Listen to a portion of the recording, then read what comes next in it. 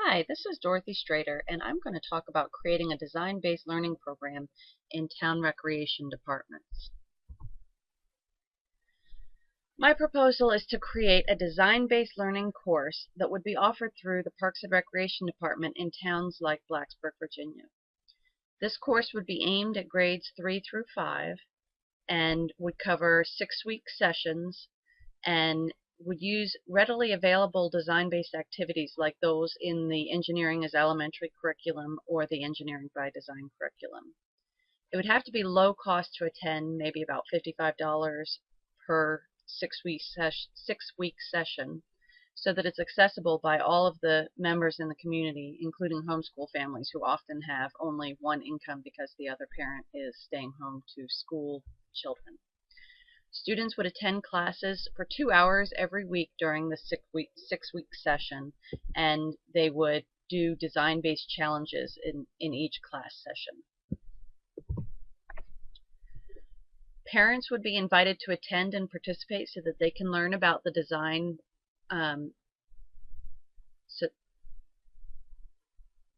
Parents would be invited to attend the sessions and participate so that they could learn about the design-based learning process, and educational materials would be provided to those parents so that they could use them in their own homeschooling activities. Professional training would be essential for the educators who would teach the classes at the recreation centers. And of course, class sizes would have to be limited so that every student could get ample time to interact with the educator. And if there's large enough participation in that area, the classes could be broken up by grade level, or for low enrollment areas, all grade levels could be grouped together in one class. Enrollment and graduation rates in engineering have been dropping for decades. A large percentage of the engineering workforce are or will be eligible for retirement soon, with insufficient numbers of students in the pipeline to replace them. We need to promote activities targeting recruitment, retention, and professional development of technology and engineering teachers and students. A little bit of the history of iSTEM, integrative STEM education. In the 1890s to mid-1900s, there was a progressive education movement. This big movement aimed to integrate social science into the curriculum, educating the whole child, and began to focus on child-centered education. In the 60s and 70s, when everybody was concerned about equality, there was the equity reform movement, which wanted to more completely educate the child and provide equal education for all students, including poor and disadvantaged students. This is where we came with Head Start and Title I and the Elementary and Secondary Education Acts. In the 1980s, there was the Excellence Reform movement, which focused on content knowledge, and this is where we began to see emphasis on science, mathematics, and technology. Currently, there's economic pressures, international test scores, retiring workforce in engineering, and lack of students who are going into engineering and technological fields. So we have this need for integrative STEM movements. There's less than 50% of 2005 graduates were ready for college-level math and science, according to the U.S. Department of Education.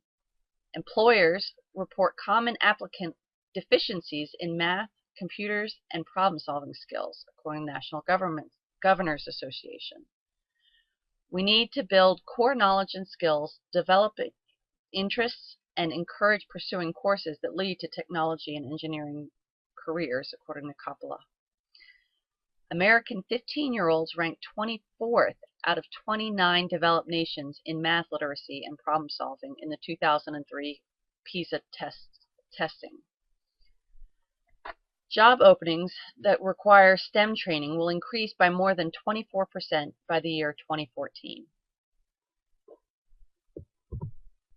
In the past 30 years, we've learned a lot about education. We now know that teaching material in an authentic context helps students learn and retain more information. Connecting information to prior knowledge and other subject matter can help students transfer knowledge into real-world scenarios. According to Freud, 2005, students need to make better connections among and within mathematics, science, and engineering to perceive mutual relevance and apply concepts and ideas from one subject area to tasks in another. Integrative programs have demonstrated various successful outcomes. Benefits of integrative STEM education include connecting information to prior knowledge and other subject matter, transfer of knowledge into real-world scenarios. It provides relevance and authentic context to the students, and there's evidence of improved retention rates, excellent on-task behavior, and of course students get to work collaboratively, so it promotes collaborative learning. Design-based learning has shown evidence of bridging learning gaps, providing alternative ways of assessing student learning, and applications for knowledge.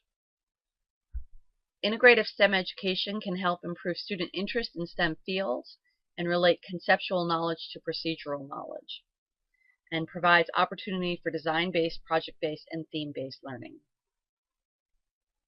The fact that design-based learning incorporates prior knowledge may help make the concepts stay with students longer because the students can make connections. Learning design helps students make connections among subjects, material, and applications. It also improves grades, motivation, attendance, antisocial behavior, entrepreneurship, creativity, imagination, and innovation, according to Coppola. Integrative STEM education encourages inquiry and can involve problems that do not necessarily have a predetermined solution. This makes it real-world, contextualized, and ill-defined problems. Integrative learning is one of the benefits of integrative STEM education. Also engagement and depth of understanding of topics, and you also see fewer behavioral problems in many cases. Design-based learning is interactive, student-centered learning, where students go through the design process to create a technology that is directly relevant to the student. They have to think critically and problem solve through the designing of an artifact. Design-based learning may reduce traditional achievement gaps, according to Doppelt, and design activities can allow explorations of how systems work and help children acquire deeper, more systematic understanding of these types of problems. Integrative learning makes material more connected and contextualized. Drake and Burns suggest beginning with student questions and setting learning in a local context. You have to horizontally and vertically review the curriculum and ensure coherence across and within grade levels. Drake and Burns suggest a backwards design approach to teaching where you look at what results you want to have, and then you go back and you design the curriculum around the results you want the students to have in the end, the knowledge you want the students to have in the end. Huber and Hutchings describe intentional learning, getting students to focus on knowledge about themselves as learners, knowledge about different types of academic tasks, knowledge about strategies and methods for acquiring, integrating, thinking about, and using new knowledge, and knowledge about how prior content can be applied, and knowledge of the present and future contexts in which new information could be useful. This course, or these courses that would be offered through recreation centers, would encourage intentional learning and use design-based learning as a vehicle for teaching integrative STEM education topics.